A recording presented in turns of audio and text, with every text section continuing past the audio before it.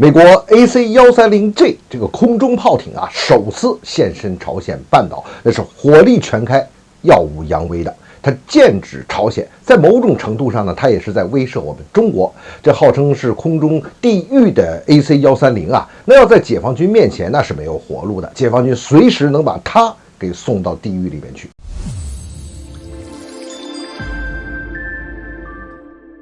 欢迎来到张斌观察，我是张斌。AC-130J 啊，现在有新名字了，叫做幽灵骑士。那现在现身到了朝鲜半岛的上空，因为他去和韩国一起搞一次这个联合的军演，叫右木刀，特种部队的联合军演。可以说这次火力全开啊，那各种弹也都射了一遍，真是有点耀武扬威的那个味道了。说起来，这个 AC-130系列啊，就不咱们一直都叫它空中炮艇嘛，就是从这个130运输机改装来的一个空中火力武器弹药库啊。这东西啊是专门欺负弱者的。你想想，它本身就是个运输机啊，当地面没有足够的这个对空力量和没有制空权的时候，这家伙就开始出来了啊。它其实起源于越战时期啊，那最早的上面反正是装上了各种炮，机身的前半部分装着这个30毫米的航炮，后边还装了一个105毫米榴弹炮，直接搬在飞机上，然后能扔的各种炸弹也都给备齐了。当时是号称这个死亡天使，也叫这个空中地狱。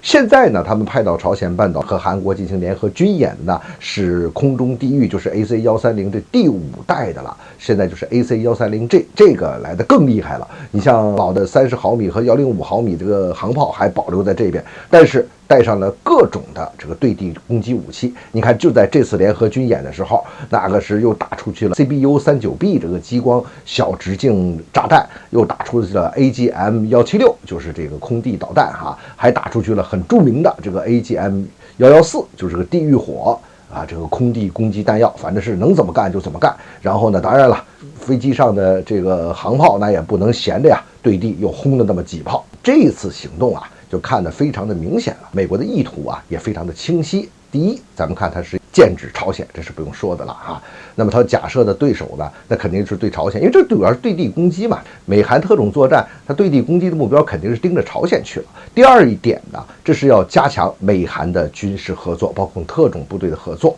啊，这是他们在不断的去加强这个事情。在某种意义上呢，这也是在威慑一下中国。你看，我可以把这种东西搬到朝鲜半岛上来了，说明我们和韩国之间的这个军事的合作会一步一步的加深，而且呢，我们有各种办法加强在这边的武力手段，给你炫耀一下武力。第三啊，这里边的政治意味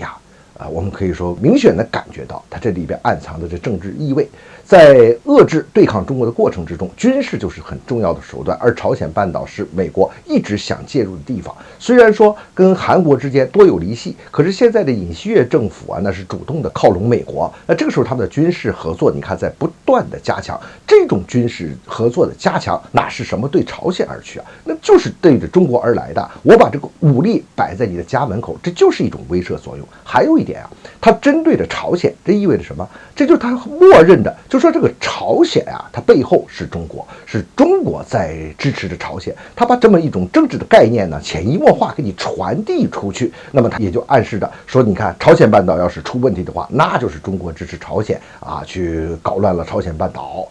然后这个地方制造了危机，恰恰它要制造出这种政治上的气氛，这是一种政治的用意，也非常的明显。可是事实呢，我们看得非常清楚，是美国在制造地区的危机，制造朝鲜半岛的危机。只有把这个危机制造出来之后，它才有存在的理由，它也要在这边加强它的军事力量。其实这是配合美国围堵对抗中国大战略其中的一步。